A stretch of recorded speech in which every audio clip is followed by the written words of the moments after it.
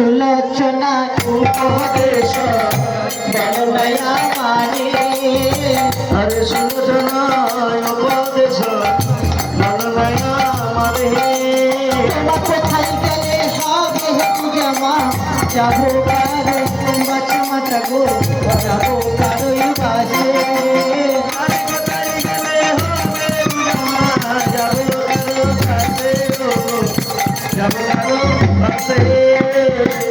একদিন ষষ্ঠী মাতা কৈলাসের মধ্যে বসে মনে মনে চিন্তা করছে, তাই তো ষষ্ঠবারের মতো ষষ্ঠী রূপ ধারণ করে মর্তের মাঝারে আমি যাব। মর্তের মাঝারে কি আমার পুজোর প্রচার হবে না? তাই নাকি?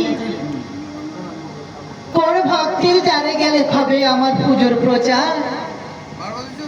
না না, আমার যুক্তিদাতা রয়েছে। সুলোচনাকে একটি বাড়ি ডেকে দেখি। ওরে আমার সুলোচনা, মা তুমি ডাকতেছ? মা একটু অপেক্ষা করো মা, যাচ্ছি আমি। আর সুলোচনা সুলোচনা বলে ডাকলে কেন জননী? সুলোচনা সুলোচনা বলে ডাকলে কেন জননী? শুনে আর হইতে নারী তাই তোমার বললাম চলে।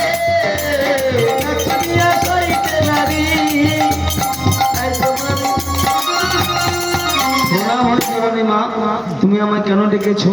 ওরে সুলোচনা মা কেন ডেকেছি? কেন এত ব্যস্ত হয়ে ডেকেছো হন্ততন্ত হয়ে? ওদাসী সুলোচনা রে, বলো মা। দাসী এখন আমি করি কি উপায়? ওদাসী সুলোচনা রে,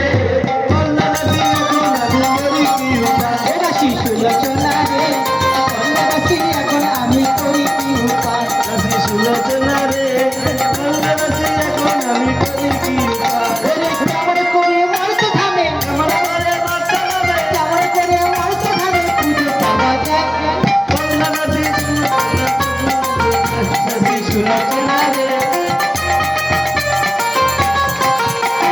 তুই যে আমার যুক্তিদাতা, তুই যে সহচরী, তোর যুক্তিতে যাবো আমি যাবো।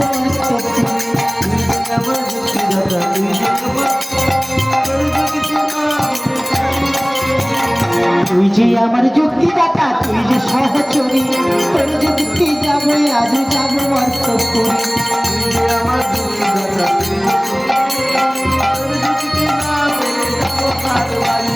কেমন করে মর্তের মানব, কেমন করে মর্তের মানব, কেমন করে মর্তের মানব চিনিতে আমার? সুলোচনা রে, করলা গাছি এখন আমি করি কি উপায়? কেমন করে মরতে যাবে, কেমন করে মরতে যাবে পুজো পাওয়া যায়? সুলোচনা রে, এখন আমি করি কি উপায়?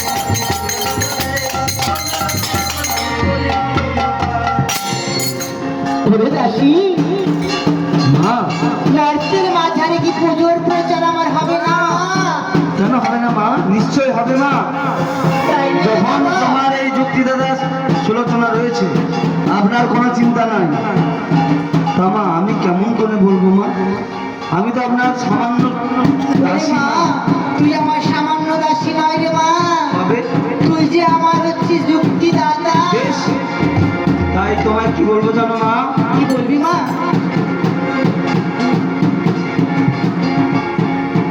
ওরে দাসী,